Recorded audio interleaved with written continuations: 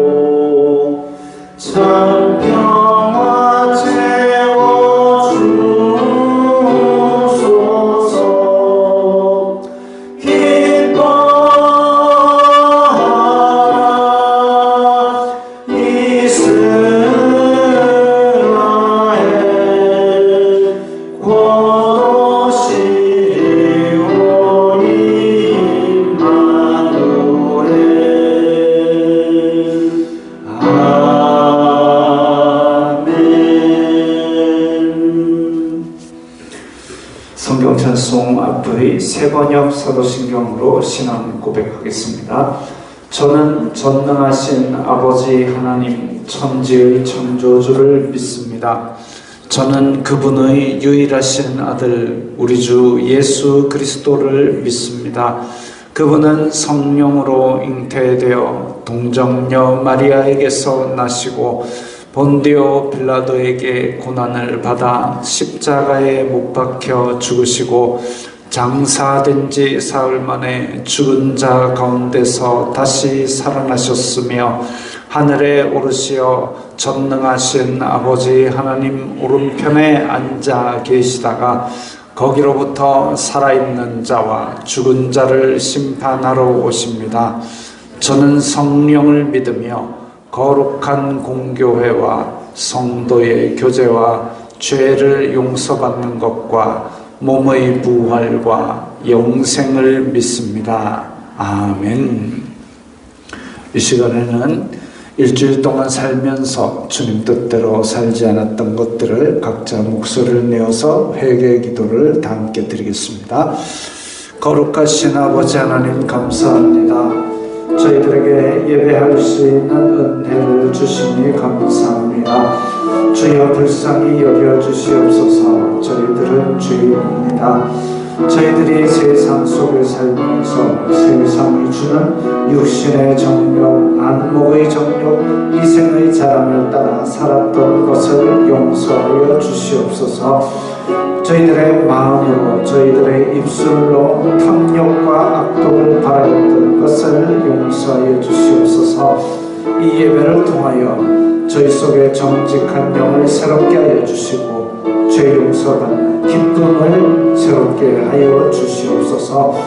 다시는 다시 그 같은 죄 속에 뒹굴지 않도록 주님 저희들을 지켜 보호하여 주시고 저희들 마음속에 의를 향해 달려가는 동기를 더 불어일으켜 주시옵소서. 예수님 이름으로 기도드리옵나이다. 아멘. 찬송가 111장 하면서 봉헌하겠습니다.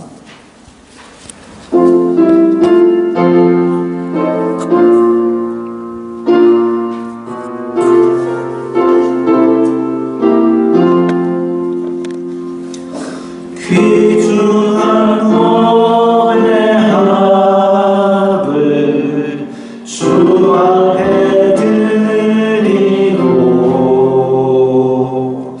우리의 몸과 마음도 다 함께 바치세. 진리는 오묘하고 사랑은 성결해. 주께서 탄생하신 거룩한 날일세. 주께서 주시는 해 한없이 크오니 우리가 받은 것을 감사히 바치세. 기쁨은 충만하고 소망은 불변해. 정성과 마음을 다해 경배를 드리세.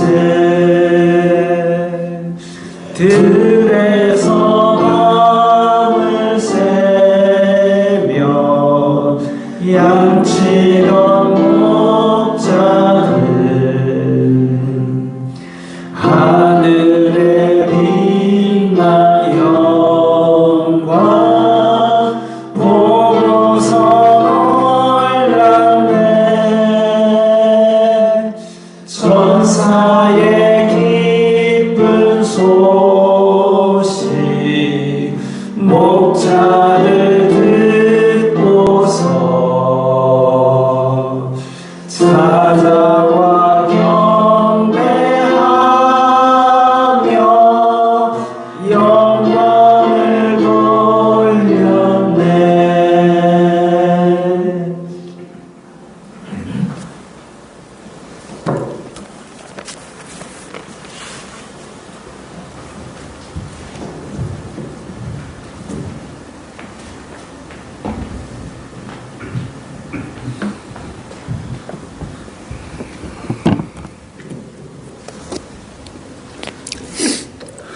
거룩하신 하나님 아버지 감사합니다. 저희들에게 필요한 일상에 필요한 양식으로 채우시고 물질로 채워주시니 감사합니다. 주님의 은혜 감사하여서 저희들이 각기 예물을 드리오니 주님 기쁘게 받아주시옵소서. 이 예물에 쓰이는 곳마다 아버지 하나님의 영광이 나타나며 예수 그리스도의 사람 살리는 복음이 전파되게 하여 주시옵소서. 저희들 물질로 시험 들지 말게 하시고 오히려 복의 근원이 되어서 저희들에게 맡겨진 청지기적 사명을 잘 감당할 수 있게 부어 주시옵소서.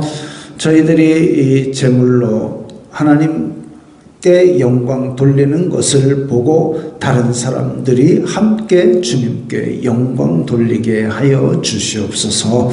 예수님 이름으로 기도드리옵나이다. 아멘.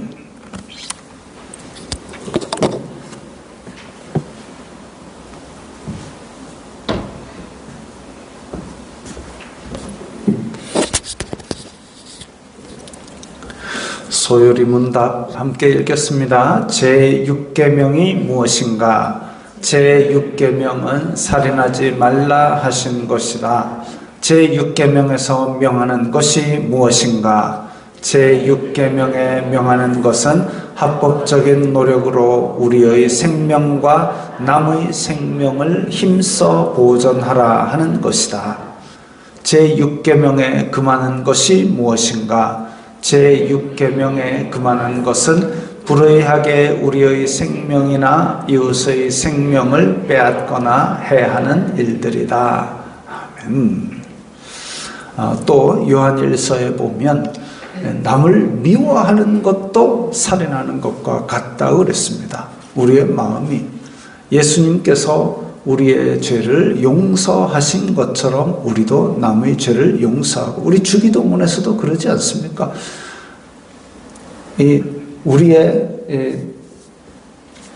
우리가 우리에게 잘못한 사람을 용서한 것 같이 우리 죄를 용서하여 달라고 기도하는 것이 주기도문의 내용이고, 그것처럼 우리가 남을 미워하지 말고 용납하고 용서하고, 원수 갚는 것은 주님께 있다 그랬습니다. 그러면 우리가 도저히 못 참겠는 원수가 있을 때 미워하면서 우리의 몸과 마음을 상하게 하지 말고 하나님께 갖다 일러 바치면 됩니다. 하나님, 저 사람이 나에게 이렇게 했습니다.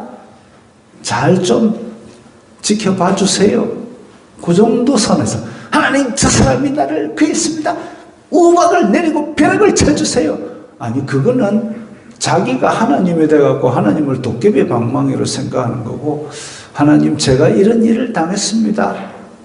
감찰해 주세요. 그 정도 선에서 그쳐야 됩니다. 그래서 우리가 미워하지 말라고 그렇게 말씀하시면서 우리에게 살인하지 말라는 계명을 주셨습니다. 자, 106장 찬송하겠습니다.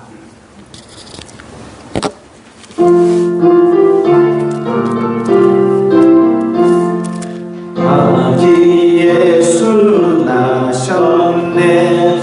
피리 불고 솟으며 주를 찬양하여라. 아기 예수 나셨네. 예언자가 말했네. 구주 예수 나신다고 세세토록 영원히. 아기 예수 찬양해. 아기 예수 나셨네. 피리 불고 솟으며 주를 찬양하여라. 아기 예수 조금만 더 빨리 하겠습니다. 아기 예수 나셨네. 피리 불고 솟으며 주를 찬양하여라. 아기 예수 나셨네. 사랑스러운 예수님, 완전하고 순전한 주, 의미 없고 순결한 자비로운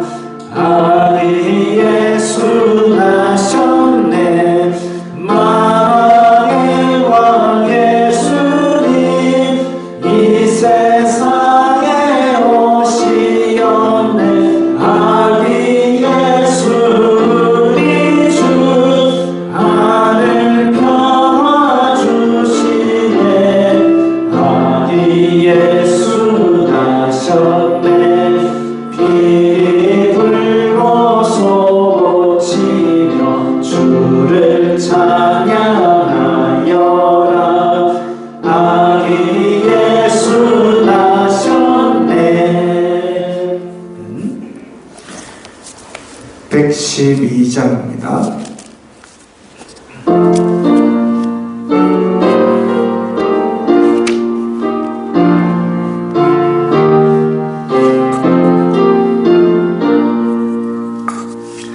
그 맑고 환한 밤 중에 무천사 내려와 그 손에 비파 들고서 다 찬송하기를 평강의 왕이 오시니 다 평안하여라. 그 소란하던 세상이 다 고요하도다. 무천사 날개 펴고서 이 땅에 내려와 그때에 부른 노래가 또다시 들리니 이 슬픔 많은 세상에 그 위로 넘치고 온 세상 기뻐 뛰놀며 다 찬송하도다.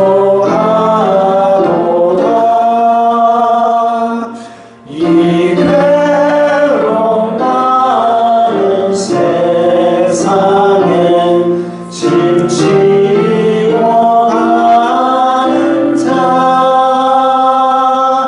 그 험산 출려 넘느라 온몸이 고나다. 이제 세상 살 동안 새 소망 가지고 저 천사 기쁜 찬송을 들으며 쉬어라. 옛 선지에 언능하여 베들레헴 성에 주 예수 탄생하시니 온 세상 구주라. 저 천사 기쁜 노래를 또다시 부르니 온 세상 사는 사람들 다 화답하도다.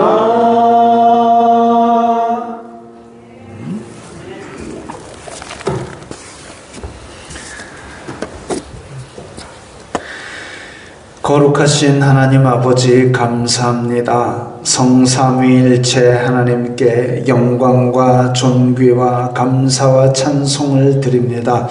저희들의 예배를 기쁘게 받아 주시옵소서. 하나님, 우리 아버지께서는 스스로 계시며 영원하시며 변치 않으시며 우리를 사랑하여 주시되 은혜와 자비가 한량 없으심을 찬양합니다. 날씨가 많이 추워졌는데 저희들을 지켜주시사 예배의 자리에 불러주시니 감사합니다. 아버지, 대한민국을 불쌍히 여겨주시옵소서. 온 나라가 뒤숭숭하고 갈라져 싸우는데 민생은 어렵고 대외 정세는 날로 심각해져 가고 있습니다.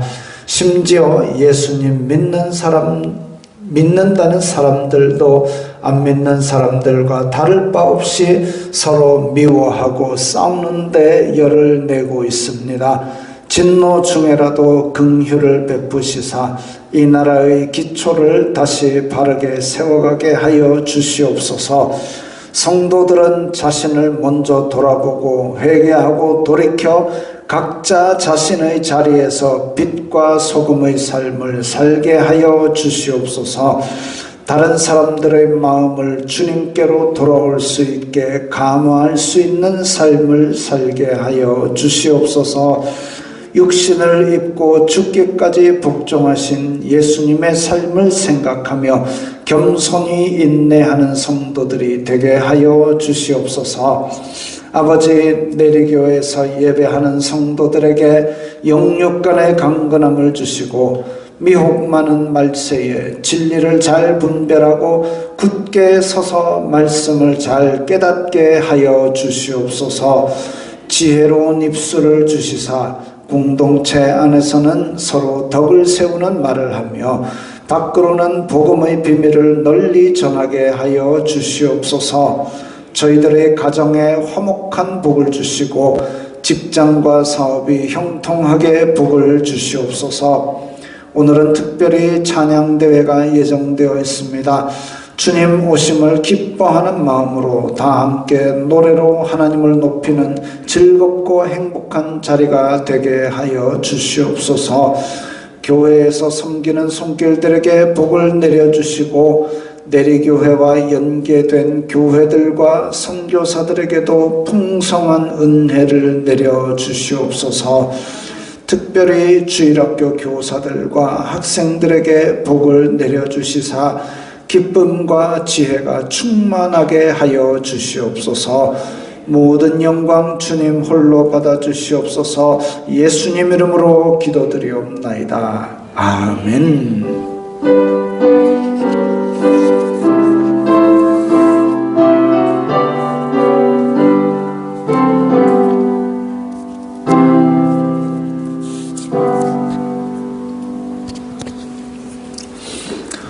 오늘 말씀은 이사야 9장 6절부터 7절까지의 말씀입니다. 구약 성경 977면 이사야 9장 6절 7절 말씀입니다. 함께 읽겠습니다. 이는 한 아기가 우리에게 낳고 한 아들을 우리에게 주신 바 되었는데 그의 어깨에는 정사를 메었고 그의 이름은 기묘자라 모사라 전능하신 하나님이라 영존하시는 아버지라 평강의 왕이라 할 것임이라. 그 정사와 평강의 더함이 무궁하며 또 다윗의 왕좌와 그의 나라에 군림하여 그 나라를 굳게 세우고 지금 이후로 영원히 정의와 공의로 그것을 보존하실 것이라. 만군의 여호와의 열심히 이를 이루시리라. 아멘. 오늘 본문 이사야. 이사야는 선지자 이름입니다. 이사야가 활동하던 시기가 대략 저렇습니다. 맨 왼쪽에는 이제 연대, BC 연대이고 그 다음에 남유다 왕국의 왕조입니다. 그래서 아마스야 잘 안 보입니다. 저는 우시야, 요담, 아하스, 히스기야 요 시대에 활동을 했습니다. 여러 왕들을 다 거친 선지자이지요. 북이스라엘은 내려오다가 중간에 끊어집니다. 왜? 북이스라엘은 아수르에게 멸망당하기 때문에 BC 722년에 뚝 끊어집니다. 멸망당하고 아수르가 내려와서 북이스라엘을 점령하고 북이스라엘의 사람들을 다 뿔뿔이 흩어버립니다. 그리고 그 자리에는 다른 이방 사람들하고 다 짬뽕을 만들어 버립니다. 그래서 옆에 있는 아시리아 시대라는 저 이야기가 있고, 아수르는 이제 북이스라엘을 쳐내려오고 히스기야 왕 때 히스기야 한테까지 쳐들어왔다가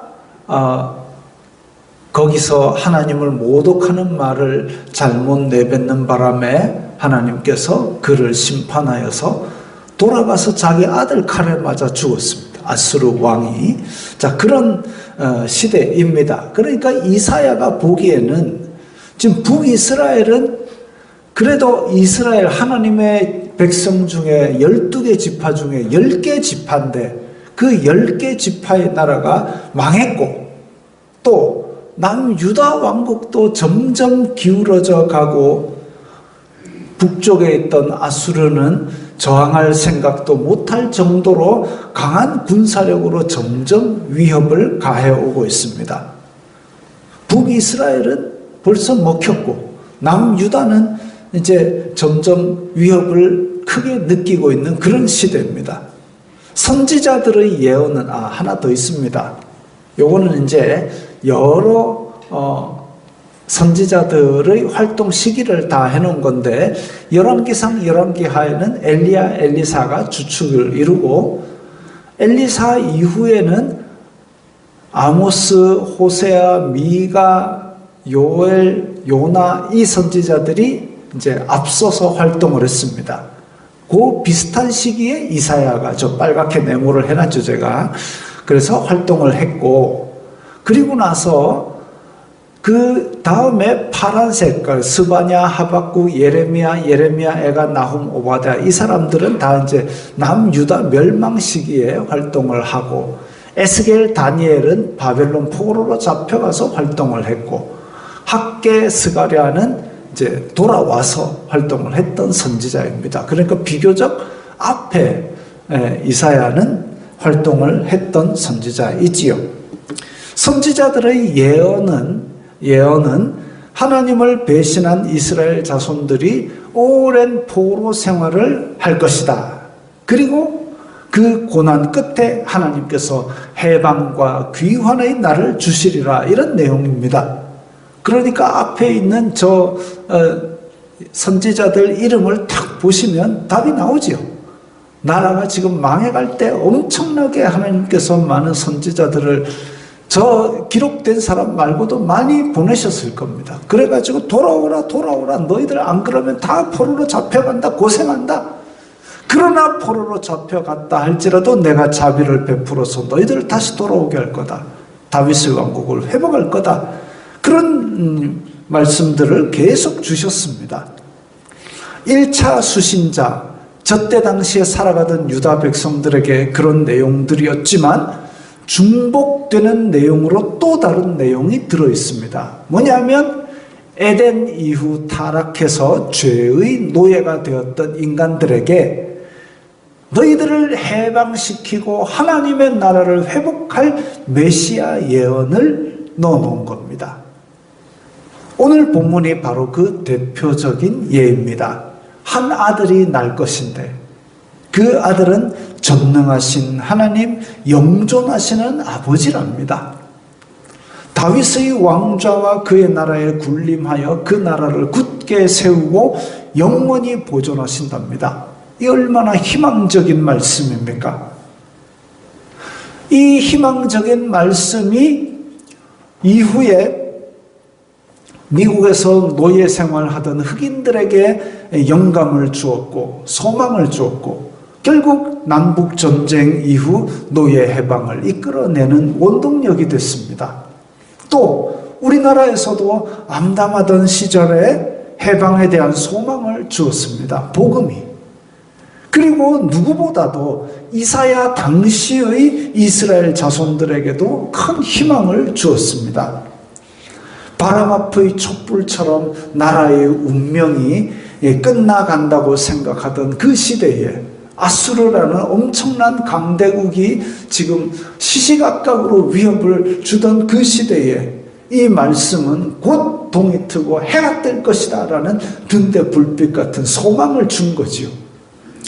그런데 히스기야 이후 나라가 점점 기울어져서 결국 바벨론에게 포로로 다 잡혀갑니다. 누가 잘못했을까요? 백성들이 잘못했지요. 약자를 긁어미질 해가지고 뽑아먹고 강자들은 또 그 약자들에게 긁어낸 걸 가지고 자기네들은 사치를 행하고 서로 뇌물을 주고받고 힘이 남아도니까 우상에게 가서 절하고, 심지어는 므낫세 같은 놈은 왕이라는 것이 다른 나라에서 우상을 그대로 본따 가지고 자기 아들을 갖다가 불에 태워 바치고 그 짓을 하는데, 하나님의 백성이라는 것들이 하여튼 그래가지고 이 나라 꼴이 엉망이 되니까 이 말씀을 기억하면서 메시아 다윗의 자손이 하나님의 나라를 회복할 것을 소망했습니다. 그리고 70년이 차서 하나님께서 자비하심으로 그 페르시아 왕 고레스의 마음을 옮겨서 이스라엘 너네는 너네 나라로 돌아가? 뜬금없이 돌아가랍니다. 돌아왔습니다. 돌아와가지고 황폐화된 예루살렘에 이제 집 짓고 성읍 짓고 성전 짓고 그렇게 하면서도 그 초라하고 진짜 척박한 땅에서 재건하면서도 메시아를 소망했습니다. 하나님께서 보내실 그분이 오시면 이라는 생각으로 살았습니다. 그랬는데 페르시아 이후에 알렉산더 아시죠? 알렉산더라는 엄청난 또 정복왕이 있습니다. 이 알렉산더가 이스라엘 지역을 또 확 휩쓸어가지고 정복해가지고 지배를 받았습니다. 그러면서도 메시아를 소망했습니다. 다윗의 자손이 오시면 우리나라를 회복시키실 거야. 한 번은 이스라엘 중에 영웅이 일어났습니다. 그래가지고 이스라엘의 부활을 꿈꾸면서 왕조를 이루어서 4대 동안 그렇게 지내왔는데 로마가 쳐들어와가지고 결국은 비참하게 몰살당하는 사건도 있었습니다. 말라기에서 예수님 오시기까지 그 침묵기 400년 동안 여러 그런 시도들이 있었습니다. 백성들은 지쳐가는 거죠. 이 사람이 메시아인가 했는데 아니었고, 저 사람이 메시아인가 했는데 아니었고, 아수르보다 더 강한 바벨론이 나왔다가 바벨론보다 더 강한 알렉산더가 왔다가 알렉산더보다 더 강한 로마가 지금 꽉 눌러가지고 그렇게 지배를 하고 있습니다. 예루살렘은 이스라엘 사람도 아닌 에돔 사람 헤롯이 다스리게 되었고, 성전 안에는 탐욕만 가득한 대제사장 집안 가야바와 안나스가 뿌리 깊이 해먹고 있었습니다. 어디서부터 나라를 다시 일으킬지 모를 정도로 절망적인 시대에 그렇게 기다렸던 메시아이던 예수님께서 오신 겁니다. 근데 예수님께서 오실 때에 뭔가 빵빵빵 하고 막 빛나는 모습으로 빡 오시면 얼마나 좋겠습니까마는 너무 초라하게 오셔가지고 이사야가 예언한 것처럼 전능하신 하나님, 영존하시는 아버지는 고사하고 다윗의 왕좌도 전혀 어울리지 않는 모습으로 오셨습니다. 이사야 53장에 보면 보기에 흠모할 만한 아무것도 없다고 그랬습니다. 그러면 이사야가 헛소리를 한 것일까? 이사야는 몇백 년 전의 사람이니까 그 700년, 예수님 오시기 700년 전입니다. 우리가 지금 700년이라는 연대를 계산해 보면 지금 2024년이니까 700을 빼면은 1324년, 암산 빠르죠? 1324년에 우리나라 뭐 하고 있었냐면 고려시대입니다. 맞죠? 고려시대입니다. 고려시대 때 내리교에 강신령이 나올 것인데 키도 크고 잘생기고 머리카락도 많고 이렇다고 얘기를 했다고 생각을 해 보십시오. 그 정도로 떨어진 지역에서 이사야가 얘기를 한 건데, 근데 어쨌든 예수님께서 그 예언과는 예언에 의한 우리의 기대치보다는 다른 모습으로 오셨지만, 다른 모습으로 오신 그 모습 때문에 믿어왔던 소망의 끈이 탁 끊어지는 느낌 있잖아요. 이 믿음도 과연 헛것인가? 하나님 영영 이 나라를 버리시는 겁니까? 그 생각이 드는 겁니다. 많은 회의와 절망이 이스라엘 사람들을 덮어가고 있을 때입니다. 그러나 우리는 이 말씀을 자세히 들여다볼 필요가 있지요. 한 아기가 우리에게 낳고 한 아들을 우리에게 주신 바 되었는데, 이제 같은 의미의 구절이 반복되니까 아들이 태어난다는 강조요법이구나. 태어난다는 이야기. 아기가 태어난다.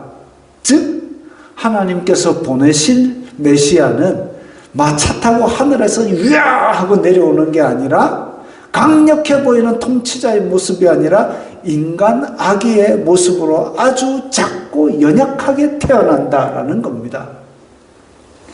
정사를 메었다. 어깨에는 정사를 메었다. 정사라는 것은 정치하는 일입니다. 즉 통치, 정부를 의미합니다.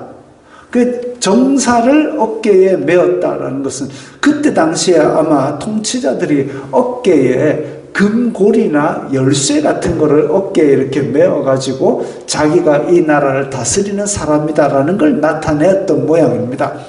그래서 그것을 어깨에 메었다. 즉 통치자이시다라는 거죠. 그 아기는 권위 있는 통치자이다. 그 다음이 기묘자라 모사라. 기묘자는 이제 영어로 하면 원더풀입니다. 놀랍다. 감히 누구도 생각하지 못할 정도로 놀랍다. 놀라운 분. 모사 이러면 영어로는 카운슬러라고 번역을 했지만, 카운슬러, 상담자 혹은 작전 참모도 모사라 그럽니다. 모사라는 단어가 직접적으로 쓰인 것은 소설 삼국지 보시면 모사가 나옵니다. 제갈공명, 방통 이런 사람들이 이제 모사지요. 작전 참모, 상담자. 그러면 예수님의 이름은 아주 누구도 감히 생각할 수 없는 놀라운 사람. 그 다음에 모사, 우리의 작전 참모가 되시는 상담자, 이런 뜻이죠. 그 다음이 진짜 중요한데, 전능하신 하나님이라. 아기가 무슨 전능하신 하나님입니까? 이사야가 신성모독으로 돌에 맞을 소리를 한 걸까요? 히브리어를 보니까 이 전능하신 하나님, 근데 아브라함에게 하나님께서 나타나셔서 나는 전능한 하나님이라 라고 할 때는 이 엘샤다이라고 하는 단어가 쓰였는데, 여기서는 엘기뽀르라는 단어가 쓰였습니다. 기뽀르라는 단어는 용사, 전사 이런 뜻입니다. 용사, 강한 용사, 전사. 강력한 힘과 신성을 지니고 태어날 아기로 그렇게 이야기하고 있는 거죠. 지금은 우리가 삼위일체 교리를 배우니까 그 예수님은 전능하신 하나님이구나 이렇게 알 수 있지만, 이사야 당시에는 이 여호와 하나님만을 섬기던 사람들은, 심지어는 예수님이 태어날 당시에도 이분은 하나님이다 전혀 상상도 못할 일입니다. 한술 더 떠서 지금 영존하시는 아버지다. 영원히 존재하시는 아버지다 그랬습니다. 영원하다는 것은 사람이 가지지 않은 속성입니다. 하나님은 그 형상을 따라 사람을 창조했는데, 그 형상이라 하면 공유적 속성, 하나님과 인간이 속성이 공유되는 속성이 뭐가 있느냐? 대표적으로 지식과 정서와 의지, 지정의 이런 것들이 하나님의 속성을 공유한 겁니다. 또 우리는 사랑도 있고 또 자비가 있고 공의가 있고 이런 것들도 우리가 하나님의 속성을 받아 가지고 있지요. 그리고 하나님만 가지는 비공유적, 우리와 공유 안 되는 속성이 있습니다. 대표적으로 자존성, 하나님은 스스로 있는 자니라. 영원성, 하나님은 영원하십니다. 불변성, 하나님은 변치 않으시는 분입니다. 무소부재, 하나님은 어디든지 계시는 분입니다. 이런 성질들은 비공유적 속성입니다. 그래서 우리의 아버지가 영존하신다 이러면 아버지는 이 히브리어의 의미로는 책임지는 사람, 돌보는 사람을 의미합니다. 즉 영원히 우리를 책임지고 돌보시는 그런 신적 사랑이 영원히 변치 않는다, 이걸 뜻하는 거죠. 평강의 왕, 평강의 왕은 평화의 나라를 다스리는 왕입니다. 하나님의 나라는 평화의 나라입니다. 누구도 싸울 필요가 없고 다툼과 눈물이 없고 압제와 이간질이 없는 나라입니다. 그리고 왕은 권력을 휘둘러서 백성을 억눌러서 자기 욕심을 채우는 도구로 사용하는 게 아니라 하나님 나라에서는 백성들을 돌보고 책임지는 그런 자리입니다. 예수님이 이런 분이라는 거죠.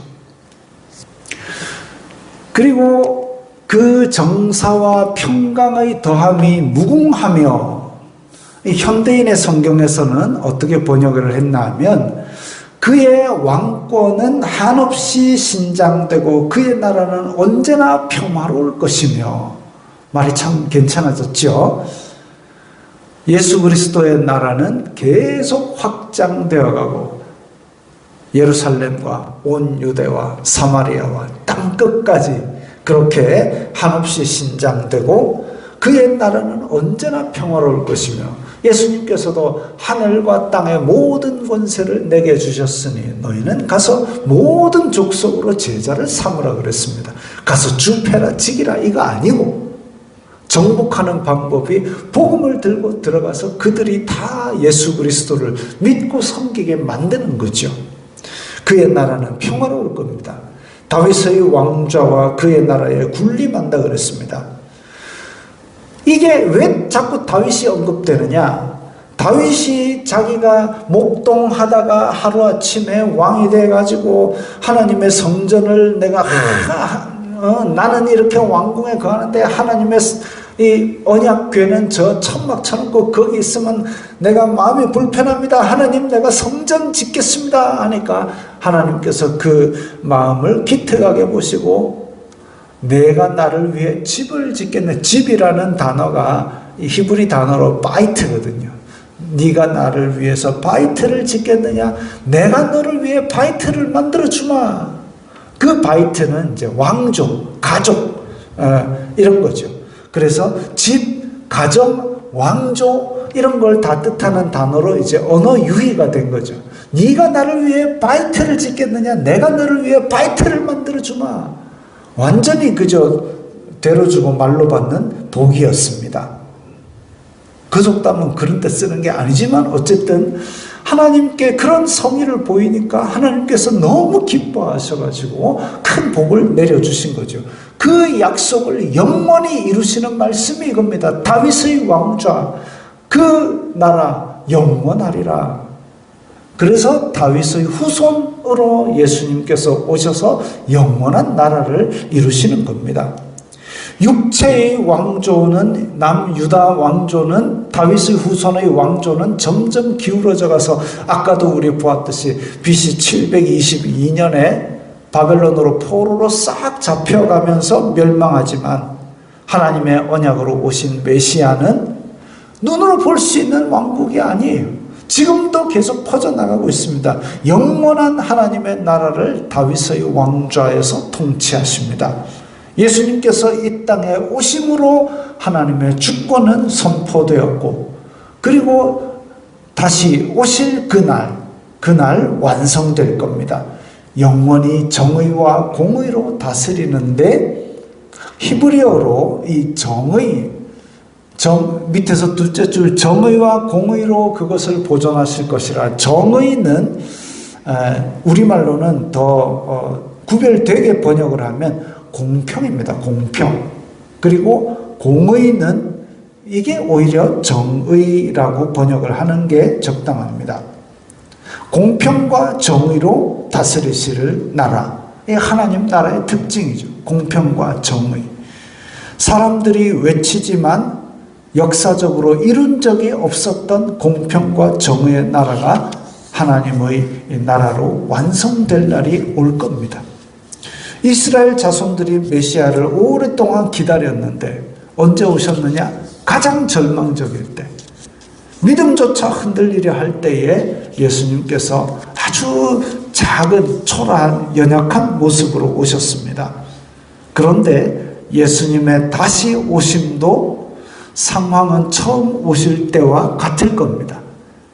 절망이 극에 달할 때, 미혹과 박해가 극에 달할 때 하나님의 나라를, 그래서 소망하는 마음조차 흔들리려 할 때, 그러나 처음 오실 때 초라하고 작게 오신 것과는 달리 두 번째 오실 때 우리가 소망하는 예수님의 다시 오심은 이제 영광된 왕으로서 내려오실 겁니다. 그때는 믿는 사람뿐만이 아니라 안 믿는 세상 모든 만민이 그 영광을 바라보게 될 겁니다.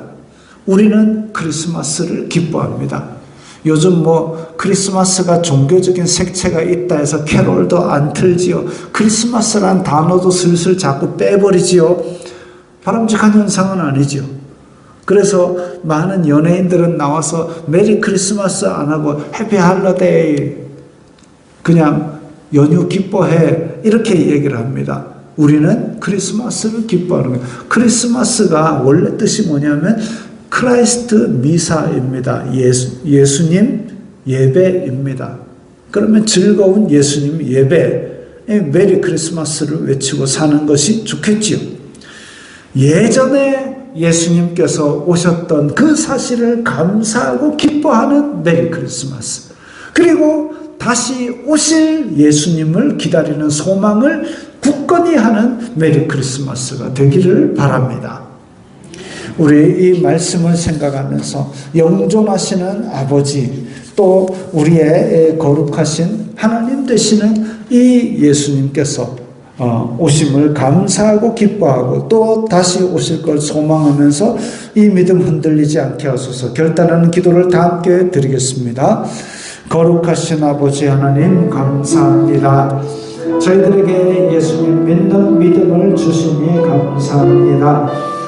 이 세상은 날로 악해져 가고 또 저희들에게 미워하고 또 미혹도 많고 소망도 없어져 가고 어두워져 갈 겁니다. 그러나 저희들이 예수 그리스도 다시 오심을 소망하며 불을 밝히는 저희들이 되게 하여 주시옵소서.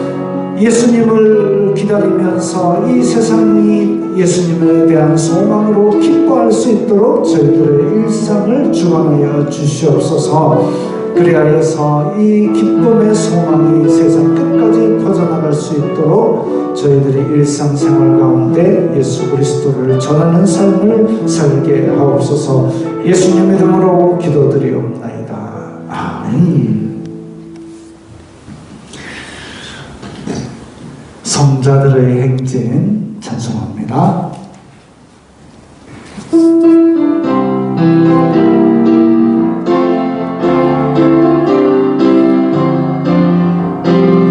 성자들이 행진할 때, 성자들이 행진할 때 오직 하나도 함께하도록 인도하여. 한 번 더 합니다. 성자들이 행진할 때, 성자들이 행진할 때 오직 하나도 함께하도록 인도하여 주소서. 주 예수 그리스도의 은혜와 하나님 아버지의 사랑과 성령 하나님의 교통하심이 너희 무리와 함께 있을지어다. 아멘.